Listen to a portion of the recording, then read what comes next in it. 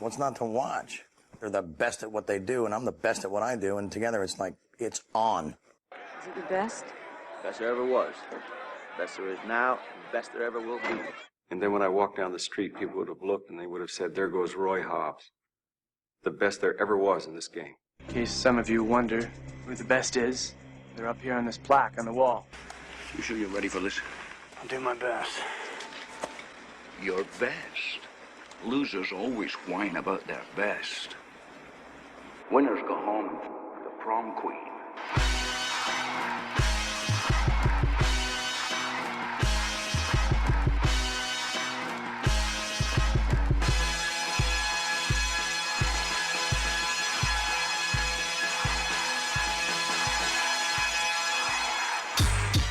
All right, so whatever it was that was broken is now fixed, and we are live on Ustream with the best soccer show. Jason Davis, Jared Dubois. We are kind of resetting here, getting our feet again, getting our bearings again, Jared.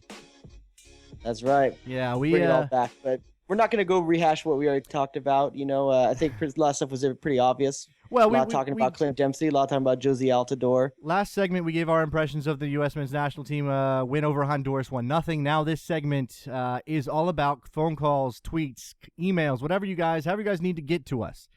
We have set things up very easily. Chat room as well. There is a chat room for the Ustream. We'll take good comments out of that. We are on Skype, Best Soccer Show. I think you can spell that. And we have a phone number, which people in the listening to live can see. It's 201-430-BEST, 201-430-2378. You call, we answer, we put you on, you tell us what you thought. Jurgen Klinsmann's first win as U.S. men's national team head coach, Josie Altidore's good play, the Afro-Germanicans. God, I can't get it out. They're good it's play. All right. It's a tongue twister. We actually didn't talk about the Afro-Germanican in this game yet. Well, I mentioned that they all played well, and when I say all, that's Timmy Chandler. Let's talk about Danny Williams Danny for Williams. a second, though. Okay, let's talk about Danny Williams. What do you think? What do you think? I was very impressed with him. I think playing out in the right wing, a position that we've kind of shoehorned Clint Dempsey into in the past when we all know that Clint Dempsey likes to cut inside. Right, because I think he played you saw a little more of an out-and-out winger in Danny Williams. And let's be honest, the guy had a bit of style to him as well. He is obviously a good technical player, makes good decisions for the most part. I mean, he didn't – I don't know. I mean, I'm thinking a lot about the missed chances, but overall in terms of the midfield – he wasn't the guy you want. No. But what I'm saying is he kind of fades to the side a little bit because I'm thinking about Shea and I'm thinking about Altidore and I'm thinking in terms of the midfield, it was the center of midfield that was a little bit iffy, not Williams, not Breck Shea. So, and I also think that Steve Cherundolo and him combined really well as well. I think a lot of overlapping runs for Steve Cherundolo. I mean, if anything, I don't think we used the overlapping runs enough. I think there were a lot of them that were there, and then a couple of times Clint Dempsey looked it off as an option. But a lot of running out there for Steve Cherundolo tonight. But also, I'll say the same thing on the left side. I think Timmy Chandler and Breck Shea did well together as well on the other side. Well, I thought the field was tilted to the left for a lot of the night. That it seemed to me like the Americans were having trouble getting things going on the right side a little bit more than on the left, and maybe that's Shea's influence. Whereas Danny Williams just wasn't as dynamic. I mean, played well, but just wasn't as dynamic. And when you get Steve Cherundolo going forward, what the problem with that is it leaves space behind. And who was constantly out on the right trying to defend? And we talked about him a lot in the last segment. I'm sorry, we're going to continue to harp on him. Orozco Fiscal just continues to get beat out there. It's rough. I just don't see what it is. Maybe I'm blind. Maybe it's me. I don't know. But I'm just not seeing it. But I think I'm in the majority here because the guy, my brother actually, who I watched the game with, had a good observation. Thank God he wore those bright cleats because I always knew who it was that was messing everything up. First call. Seriously. First call on the line. The guy looks like a slee stack too, by the way. A slee stack. What is that? I don't even know what that is. You never watched Land of the Lost? Maybe. Come on, guy. When I was a kid. First call on the air. I'm not sure who this is. Who we got? It is Wes. What's up, guys? Wes out in Cali. How you doing, Wes? I'm doing all right. Just got off my jaw surgery. I'm glad you guys got a new show. Well, yeah. Thanks So for listening. are we, Wes. So what do you make of the game? Who are your winners and losers out of this? I gotta go. I think Daniel Williams, you gotta include as one of the winners. Obviously, Brett Shea was wonderful, and I think you got to go with Timmy Chandler as my third one. I really liked what he brought to the table at left back. Even defensively, though, not that great, but going forward, fantastic, waking up with Shea. And then losers, I think Orozco Fiscal, Maurice Edu, and then probably, I guess, Bocanegra, because I just wasn't impressed with those three guys, honestly. So I got a question for you then, Wes. Clint Dempsey, is the Clint Dempsey experiment with him at right midfield or left midfield over? Has he found his position in this team, or are we maybe cutting a bait a little bit too early on Jose Francisco Torres?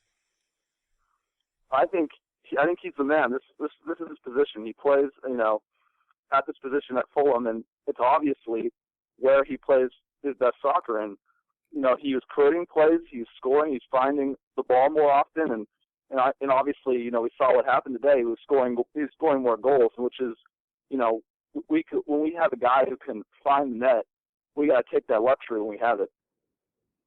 Yeah, and I gotta say his strike was just amazing as well. A total winner in all facets of the game tonight, Clint Dempsey. Josie Altidore, one last thing before we let you go, Wes. Josie Altidore, what do you think? Did he look like he was on an island tonight? I don't think the U.S. played a natural 4-4-2. I don't think he really had a strike partner, but it looked like the U.S. found a way to involve him much more. Do you think that's because Dempsey was in the middle? I think it was, actually. I mean, yeah, we all see what happened in the past, but yeah, Josie looked more involved. I mean, he looked, first of all, he looked really confident too. That was another thing that caught my eye. He looked like he wanted to get in the game, and he really looked like flashy out there with Dempsey next to him. Like they had a good chemistry. Certainly Jason, what about Gooch? What about Gooch? I don't know. Was it enough from Gooch? Did he kind of maybe allay your fears a bit? And in the limited minutes he had, he was definitely a more physically imposing force than Michael Orozco-Fiscal. But I mean, hell, I'm a more imposing force than Michael Orozco-Fiscal. Obviously, that's not the end-all, be-all. And when you have Oguchi Onyewu, you know what the trade-offs are, and hopefully you have a fleeter of foot partner with him back there, which Bocanegra really is into this point in his career. But Gooch, I mean, is obviously physically fit, which I think is a good thing. And if he half the battle right there for him. If he is confident about his health and he is playing in Portugal, things start coming together. I think it was it wasn't a perfect start. He wasn't good. He wasn't terrible. I mean, it kind of just, and it was limited. I mean, it's going to take some time, just like anybody else. If we're going to judge Oguchi Onyewu on, what was it, 25 minutes? I didn't check. Something like that. Those 25 minutes, other than the miss at the other end, I don't think he really did anything to hurt his chances at all. I think he looked good. Well, I think Honduras had a couple of chances when he was in the game during his portion of the game. Gooch did what Gooch does. He won almost every ball in the air that came his way. Yes, which is something you can't say about Fiscal. Certainly not. And that's. Can I shorten him to Fiscal? Is that okay? Can I treat him like Madonna? And I think if you're going to say one, you're supposed to say Orozco, but I don't know. I don't know which side of the hyphen to represent or to respect. It's not hyphenated in Latin culture. Anyway, we've got another call. Who's this? Hey, this is John Carlton. Hey, how you doing, John? Hey, doing great, guys. How's it going, soccer boys? Are we up in the air? Are we ecstatic about this victory? Where are your thoughts on this? I liked a lot of what I saw, actually. Yeah, Fiscal can go. I think he's about fourth in the pecking order. Really liked Brett Shea's energy. I think Danny Williams is kind of a revelation as well. I like the Germanic Africans. What are we calling them? Afro-Germanican. First of all, we got to throw another shout out there. If we're going to keep using this, we got to keep making sure we give credit where credit's due. Our boy Sean Francis over the Offside Rules came up with that. Here's the thing, Jared. Sean on Twitter was using Afro-Deutsch or something like that tonight. Now he's just trying to be hipster about it. He needs to stay with the roots. Don't reinvent the wheel every week. So we're all distancing. Yeah, what do you think about Beasley, John? What do you think about that? He got some time in the second half. Is this what you expected out of Beasley? Were you pleasantly surprised? Do you think he's going to be a threat to Breck Shea, or is his role as a substitute on this team? Yeah, my thought on Beasley was he looks really good. It looks like he's getting some of his nuances back playing in the Mexican League.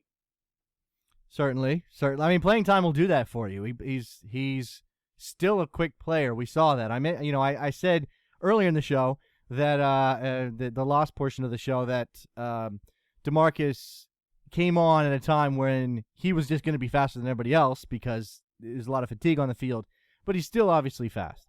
He nearly ran himself onto a bouncing long ball and turned it into a goal. I don't know what he was doing with that shot, though. Did you see that the angle that he took that? I don't think he was nearly aware of how much time he had. I don't think he was either, and I think either he thought there was going to be a flag or he just decided. Maybe it's a little bit of swagger too. He's been scoring goals down in Mexico. Maybe he just thinks things are going his way and he can crack that shot, that angle. Yep. But that's a rough angle no matter where you're at. All right, last question for you, John. On the progression of Klinsmann, I mean, we are a handful of games in. He finally gets his first win. Is the trajectory steep enough for you? Is he making enough gains? I think the win was important. I think he needed to get a win just to get everybody off his back a little bit. But what he's doing in scouting the world for talent, because we do have a lot of service people overseas with, American-born, or American citizenship credentials for some of these players. I think that's really important. So the more people we can draw in from our international contingent, the better off we're going to be. And we're building that soccer culture now where it's not just homegrown players, it's people overseas who grew up in soccer culture. So great start, boys. Look forward to the show, and thanks for having me. All right, John, thanks for the call. Thanks for calling in. Hey, our boy Nutmeg Radio, Maridi Marungi, out in the chat room right now saying that he's surprised that Bees didn't come on the field with a few pieces of his own jewelry line. Just to get it out there? Yeah, you got to pimp it where you can, certainly. Like maybe you just wear your ring, but you put some tape over it. But if you score a goal, you untape it and you show it to the camera, show them how you're flossing. Check this development out. Were you aware of this? There's an anti-J Rodius Twitter account. What the hell is this about? Just tweeted at me. Okay, guys, let's hear about how Reem needs to be in the starting lineup. Blah, blah, blah, blah. MLS crap hashtag. Anti-J Rodius. You have engendered someone to start an anti-J Rodius. Look, I'm jealous.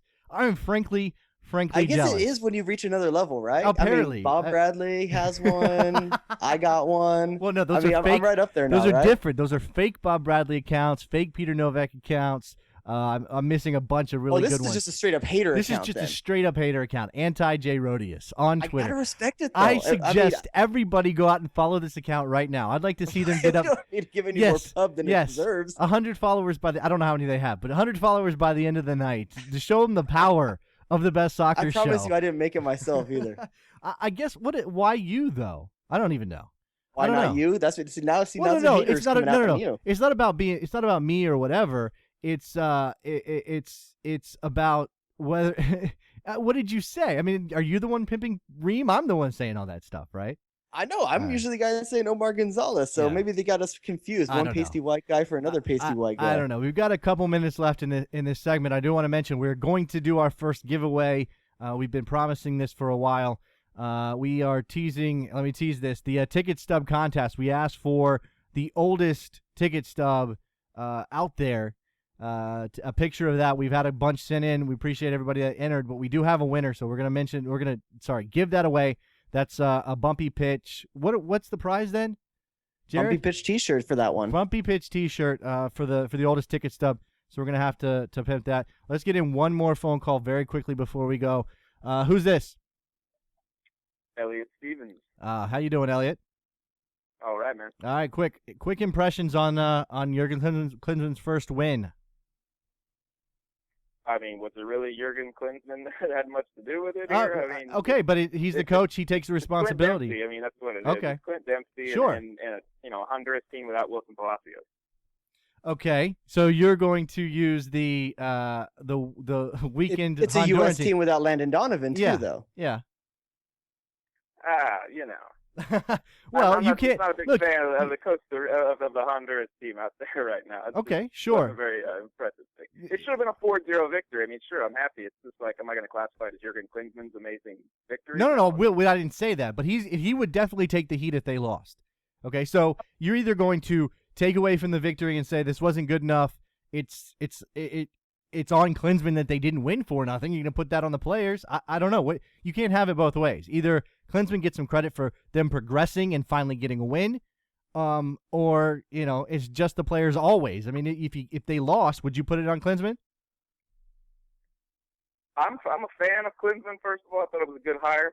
I wasn't anti-Bradley and the whole terrible get him out of there camp, but I'm just like, if you want to make it about Klinsmann, you can write that story, I guess. You can talk that story, but we can just talk about what it was. It was Clint playing well. It was, Tim Howard making some amazing saves. Yeah, keeping Tim us Howard. in the game when guys were getting broke down back there. And, and then we had 3-4 misses. Breck Shea falling apart right there, right in front of goal. I mean, it was a good game. I'm happy. It's a win you should have. It's a win that should be happening. A lot of good, a lot of bad. Thanks for the call, Elliot. All right, let's take our second break here tonight. Live, the best soccer show, NASN.TV.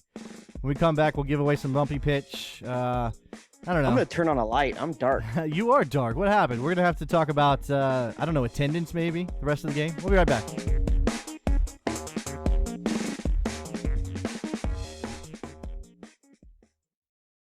Don't have time to trawl across the internet for all your North American soccer news? Why not watch NASN News Monday to Friday?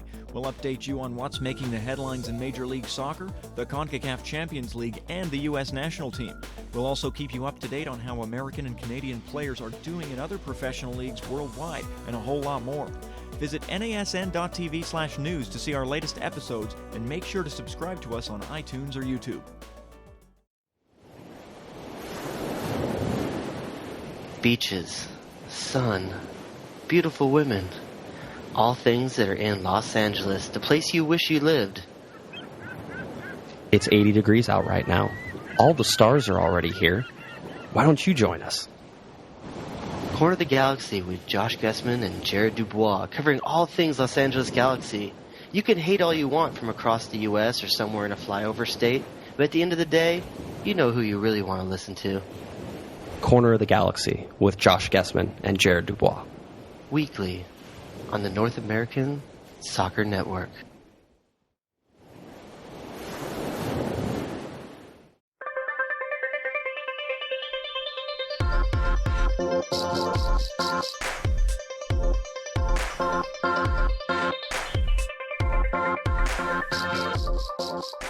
Back on the Best Soccer Show, debut, premiere, super special, spectacular, technical failure show. We're working it out. It can only get better from here.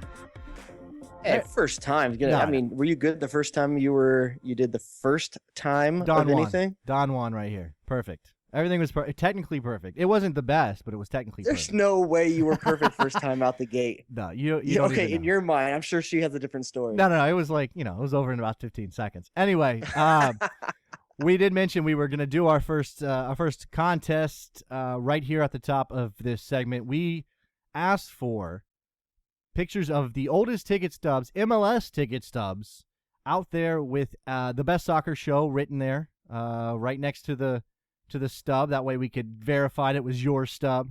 And we do have our winner, Mike Ryan, who sent in a stub from the very first game in the history of MLS. You can't really beat that. If you had this stub, you were going to win. Yeah. If you had the inaugural game stub, you were going to win. He was there when the Clash played United at Spartan Stadium for the first ever MLS game, April 6th, 1996. So credit we had some other entries as well that were the same weekend, so their team's first ever game. Right. But if you remember, those of us that are old enough, the Clash United game was the day before all the other games. So Eric Winalda scored and did the first goal ever in MLS. So congratulations to Mike Ryan. We had a lot of other entries, a lot of other people that sent in. Thank you so much. I think you're seeing some of those on the screen right now. Yes. We're also going to be announcing our next Bumpy Pitch t-shirt contest. This is all Jared's baby right here. I mean, it's an excellent idea. I'm all on board, but this is total J Rodius right here. See, but by saying it though, you're selling me out. If the listeners don't agree, you're supposed to have my back. No, I love it. I love the idea. That's what I'm saying. All right, so we're giving away another Bumpy Pitch shirt next week. Bumpy Pitch shirt, just like I'm wearing. I'm not sure if it's going to be the same logo or anything like that. I don't know which ones we have right now. Well, but don't say what you don't know. Say what you do know. What I do know is that we're going to give it away to the person that can send us a picture of the best Chuck Blazer lookalike that they can find in everyday life. Now, I think you're going to see a picture of Chuck Blazer right now, and I believe it has Dr. Ruth in it, believe it or not. No. Honestly, I think the picture we have is him and Dr. No. Ruth. I don't think that's right. I think the picture we have is him at Disney World with his wife. Because it was... No. Producer, okay, doesn't matter. I don't want to argue. Okay, we can't either see way. it. I don't want to argue about it. All I'm saying is, okay, so it's a picture. So basically, we need people to go out and find a Santa Claus a couple months early. Is what we need. A really Find good. a large, unshaven man that looks like Chuck Blazer, someone that looks just like him, as close as you can find in everyday life. Send that picture to us, and make sure somewhere in the picture is the words "Best Soccer Show" or our logo. Or our get that in the logo. picture You as can well. get that, So walk up to a stranger, preferably a homeless man, hand him our logo, take his picture, send it into us, and get the shirt that he can't afford to buy. Look, unless you're going to be either paying the homeless man for his services or giving him the shirt once you win Give him a $5. You're getting a $35 free custom couture shirt here from Bumpy Pitch. The best Give in him a American $5. soccer culture. Yes, you're getting the best gear available. Okay, fine. I'm okay with it now. As long as you're not taking advantage of people on the street. That's The only just person not we're cool. taking advantage of here is Chuck Blazer's pride, and that went away a long time ago. Well, I mean, this is not the perfect time for this segue, but Chuck Blazer is stepping down from CONCACAF. I don't know what we do with that information. Apparently, he's not stepping down from the executive committee, which makes me wonder what's the point. Is he? I mean, he loses the cushy office in New York. He doesn't get the limo rides around New York. I mean, what? But he gets to go. I don't think he gets the vacations. That's going to be the biggest thing. Hopefully, he can't afford the food anymore either. But there's, I don't know. This is a big void right now in CONCACAF. You have Jack Warner stepping out. You have Chuck Blazer stepping out now. These are big voids that have to be filled in our local region. And the course that FIFA decides to go is going to say a lot about whether or not they want to step away from the past and all the conflict that's been there, or they want to try to build something new. Sunil Gulati for CONCACAF CONCACAF that president. Chuck Blazer will still be on the executive committee. Yeah, like I said, that's kind of where I lose track of how meaningful this decision actually is. And Chuck says stuff like, after all of this time in CONCACAF, it's time I moved. I mean, I don't sound anything like Chuck Blazer, but time to move on and look for new challenges. New challenges that line your pockets, Chuck. I mean, I got a challenge for you. It's called Gillette. Well, this is the other thing that bugs me about this. Look, I know Chuck Blazer isn't any different than anybody that has been involved with FIFA and CONCACAF over the last 30 years, however long it's been. But for him to all of a sudden get this honorific of whistleblower Chuck Blazer, technically he did blow a whistle. I understand that. But every story now is CONCACAF whistleblower Chuck Blazer to step down at the end of the year. Really? Does he really deserve that? Because when you see that, doesn't it kind of conjure up heroic images? This person is doing right. He's doing a little bit of the humble brag. A little bit of the humble brag here. It's not even him. It's everybody writing stories about him stepping down. It's like all of a sudden, all of that stuff. He's probably stepping down before someone has the exact same dirt on him coming out. Well, there you go. And obviously, Jack's not happy with it. And I'm sure Jack would roll over on him in a second if he was in a position. Jack's somewhere in a cave plotting against how he can get Chuck Blazer back. Jack is opening up the new franchise, Communicash, which I came up with after Seattle played Central American Club Comunicacion because the CONCACAF announcer kept saying Communicacion or whatever. But yeah, I mean, I just think it's interesting news. I just don't know what it means yet for Chuck Blazer. Let's get back to Miami. Welcome to Miami, as Will Smith once said. We are taking your phone calls, 201-430-BEST, 201-430-2378. If you do not have Skype. If you do have Skype. Let's talk about this real quick. Best Soccer Show. Do we have a call? Not at the moment. I had to decline a couple calls. If you guys call in and I don't get to you, mainly it's due to time constraints. If you call back, I'm certain to get you in. So let's go with those. If you got thoughts, there's a lot to talk about. I got a question for you. What does tonight's performance say about the future of Landon Donovan? Anything? I don't know that it says anything. I do wonder if there's a spot in that lineup, and I think that Klinsmann is obviously, he'll move some pieces around as he needs to. He's not going to stay tried and true with one system. Tonight he pushed Dempsey up a little bit higher to give Altidore some support. It seemed to work. You're not going to put Landon Donovan in that position and move Clinton Dempsey back out, are you? I don't know. Not after that performance, I'm not. I don't think that's the right thing to do. I think Dempsey fits there. He obviously showed tonight that he can play. Dempsey dropped the mic tonight. He put out a performance that every American fan has wanted to see from that position on the field. He drops the mic tonight and says, Klinsmann, your call now. Yeah. I've told you, I've shown you what I can do. Baby. That was kind of an oh baby goal, wasn't it? A little bit. But the guy has shown, listen, here's my resume. I've done the first day's work for you. Do you want to keep me on, or do you want to give it to the other guys who've been trying to do it for the last 10 years? I mean, maybe that's a bit unfair to Landon Donovan. He hasn't been played in that position a lot, but you have someone like Danny Williams stepping up now on the right. Are you going to bump him out for Landon Donovan? Granted, Danny Williams only had a short time with the well, I mean, yeah, you could now. just slot Donovan in on the right and play it that way. I mean, you can. It probably works out. It's probably the best way to go. But I feel better about what's in the wings now. That's for sure. No, certainly. I mean, if you thought, well, and look, there are still some questions as to what this team will do without Landon Donovan because he is a creative presence, because he has that speed to break defenses. So, I mean, there are I'm not questions. sure he does anymore, dude.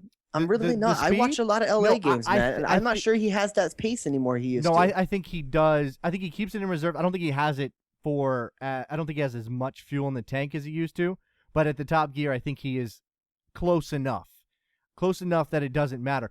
I just don't think I don't feel he's using it to his best. He hasn't before. Okay, that depends on you. Then you have perception. To question how he's deciding to play. As he's gotten older, he has decided to be more of a playmaker without a doubt. Than the guy that's going to try to get in behind. Then the guy that's going to take the outlet pass and go. He doesn't want to do that anymore. He wants to be the one to put somebody through, or he wants to be the one to put the cross in. So if that's the case, then he still works on the right. If he's not, you're not going to push him up and put him where Dempsey was tonight. You're going to push him out right where Danny Williams was. But like you said, I think Landon Donovan's going to be in the team.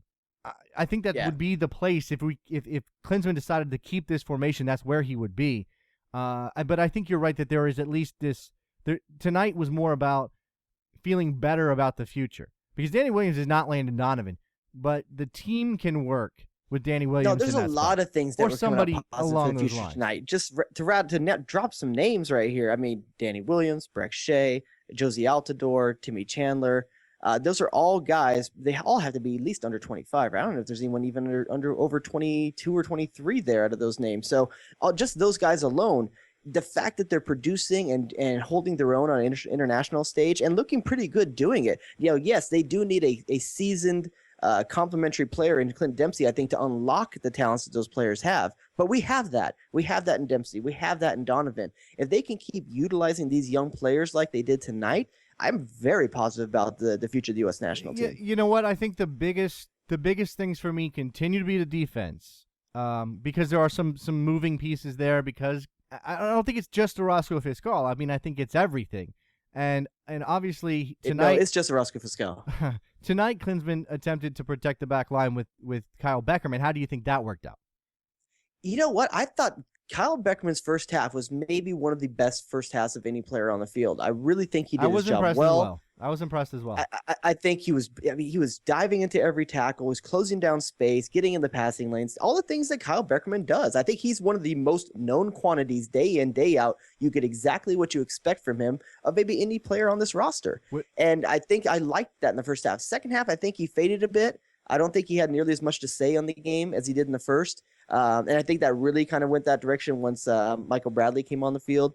I think they got a little bit maybe confused in their roles a bit. But the first half, I think Beckerman had a great first half. That's a little bit of a problem there. I mean, it's nice to have Beckerman sitting where he was supposed to be sitting. It seemed to me that he and Ledoux were swapping spots a lot, which is to be understood. I mean, they weren't playing side by side. Expected. But no, but either one, you still saw there's a problem linking between that center midfield and a player like Clint Dempsey that's trying to check in for the ball. Maurice Adu messed that pass up quite frequently on the night. Yeah, and I don't know that, but you got to feel that that's the position, though, that a Stuart Holden or one Jose Francisco Torres who we don't would have. find Clint Dempsey. I know. Who we don't have. On check.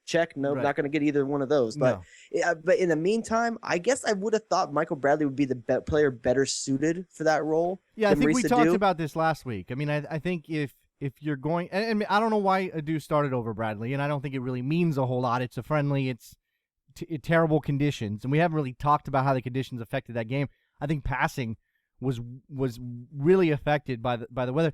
Honduras didn't have the ball quite as much, and they were playing a lot of long balls. They were playing a lot of diagonals that were just into space that guys could run onto, whereas the United States was trying to play some quicker passes, some shorter passes, and those just weren't working out. I mean, they tried to play into tighter spaces, and the weather, the rain, the ball skipping, guys not having good footing, that affected things. But I don't know why you start Maurice Adu over Michael Bradley, unless it's just a fitness thing, or I don't know. I mean, he's playing 90 minutes for Kievo and producing there. I don't know why. I don't think, like I said, I don't think it matters. Maybe Adu is more physical, and you think Honduras is going to be physical, and you're trying to match up with that.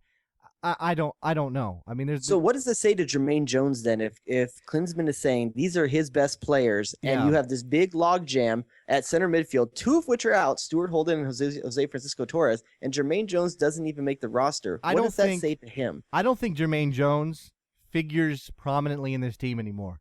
I think the Jermaine Jones window has come and gone. He may be on a roster. One more player drops for injury. Maybe he factors back in. But the fact Jeff Laurentowicz got called in. Yeah, but Laurentowicz got called in over him.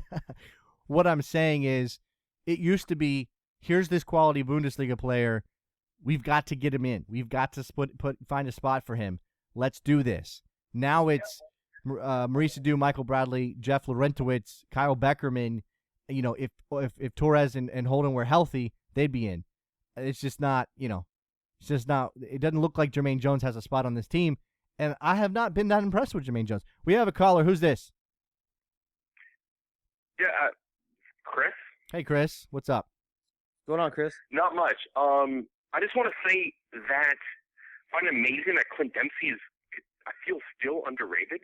Well, I mean, I think there are people who still put Landon Donovan as the best national team player. At the American level, or like the EPL or world level? Like, how is he underrated? Because I don't think he's underrated amongst Americans. I still feel like he is. I mean, I feel like he's going to retire in 5 years, and we're going to regret how much we did not appreciate what an amazing man Clint Dempsey is when he's gone. What a fantastic player. What a likable. I mean, his story is amazing. We did not give that man enough credit. I don't know. I think this underrated, overrated, not rated quite right thing is it's a weird discussion to have, because there are obviously plenty of people who love Clint Dempsey, think he is a magnificent player, and rate him as the best national teamer there is. I mean, maybe he's the best like the American Rocky Horror Picture Show of the U.S. men's national team. He's got cult status, I don't know that that's true, though. All right, look. But the guy's got a Modelo commercial, for God's sake. I mean, you don't get a Modelo commercial and still be underrated, right? All right, boys. Let's put this on hold. We're gonna hold you over for the break, Chris. Gonna take a quick one. Come back, chop this up just a little bit. It's the Best Soccer Show. Jason Davis, Jared Dubois, NASN.TV. Don't go anywhere. We'll be right back.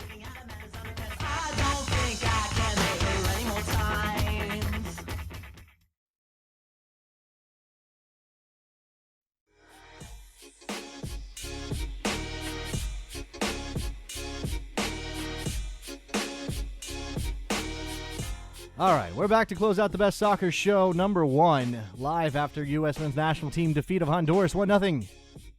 We still got Chris on the air, on the phone. Yep.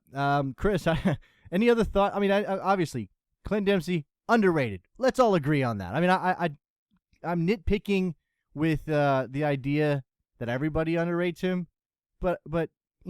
I agree with you for the most part that he's probably a better player than people give him credit for. What other thoughts? I mean, who else stood out for you as, I don't know, a surprise? I mean, Dempsey didn't surprise you, but who surprised you? Overall, who surprised me? Josie Altidore had a all-around performance, I feel like.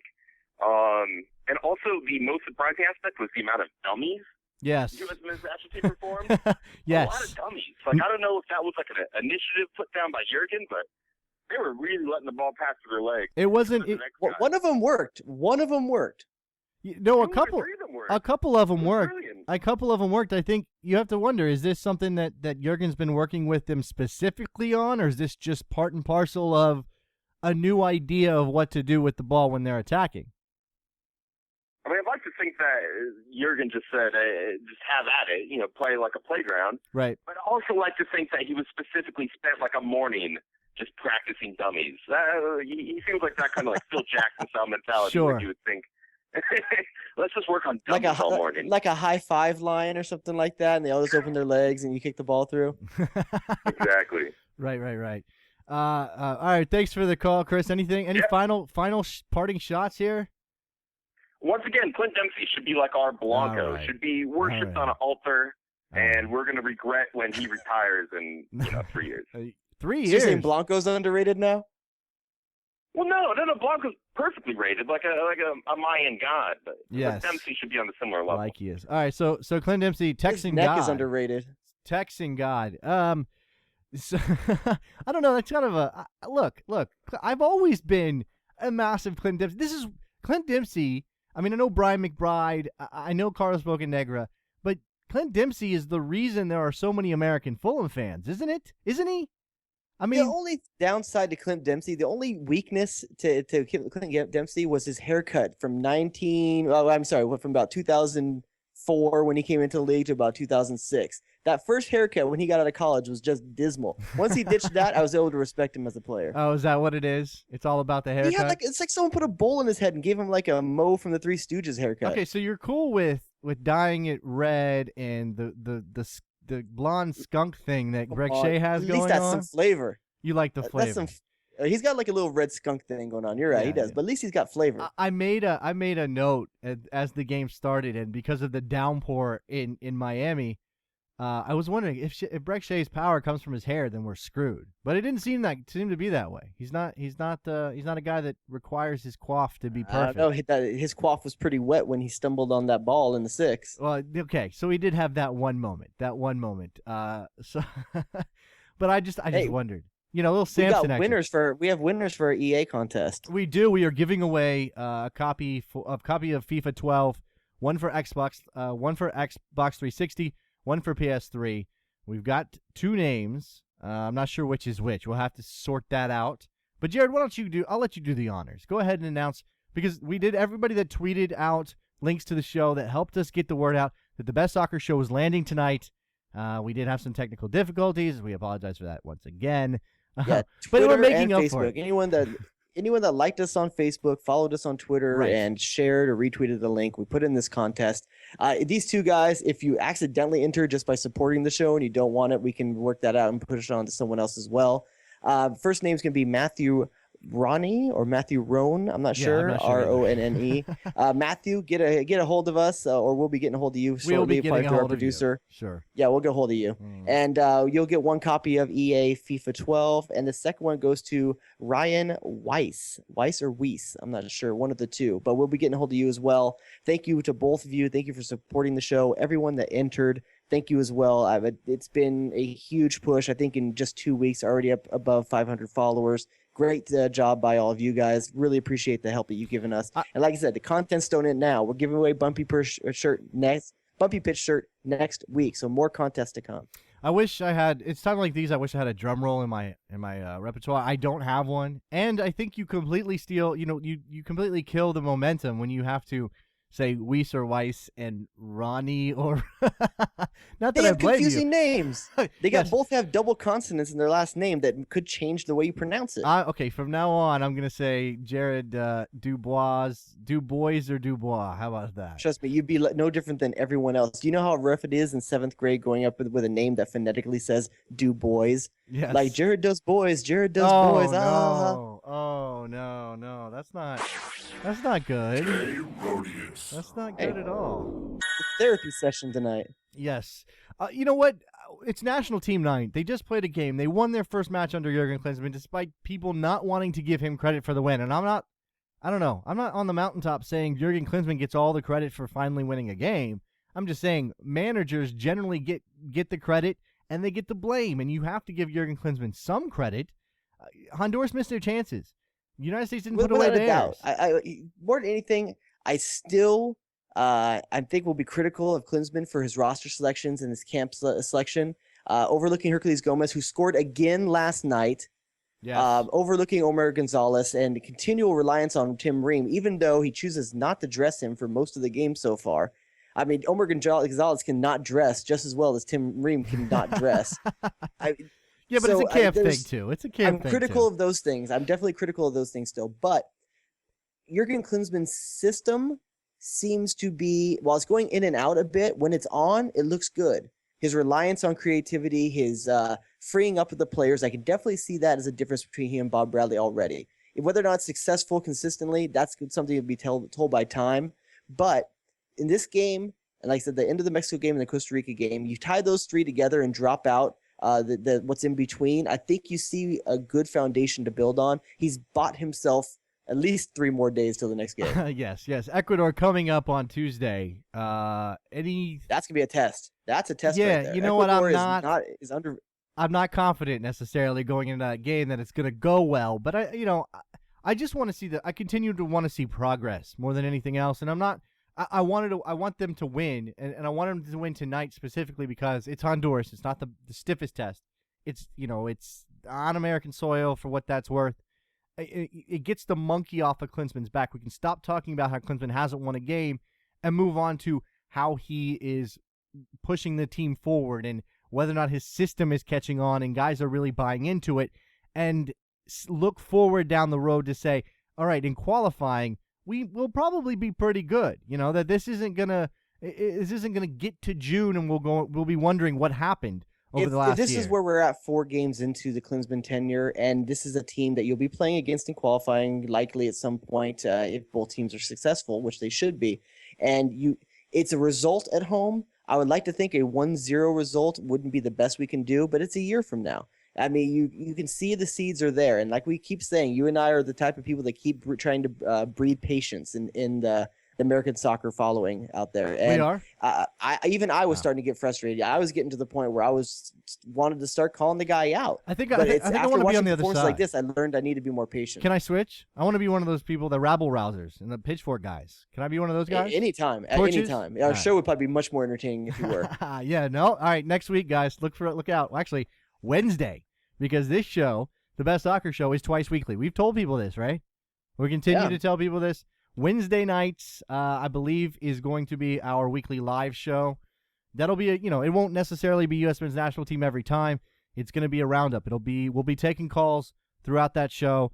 Hopefully the technical things, they're all sorted out. We don't have to worry about that on Wednesday. And then our regular Sunday show will be, as it's always been, as Jared and I have done in previous incarnations, coming out, recorded Sunday, coming out Monday morning. As an audio version. Yes. Well, yes, as an audio version. So we should also clarify as well, a few people have been asking, all of our shows will be available in audio format as MP3 through iTunes, also through the NASN.TV website. In addition to that, our video shows will be available as both audio or video on demand at NASN.TV, also at iTunes. Just because it's a video show, you can still get the audio version alone if you don't have any desire to watch pasty white dudes talk about soccer. If you're not into vodcasts, you can just get the podcast. One thing I would request, I'm asking this nicely, do not hold this show against us. The technical difficulty show, our first one out of the gate. Give us some time. Oh, you're insecure. Yes, I know. But look, I feel like we under-delivered for the first 15 minutes, and then things got really good after that.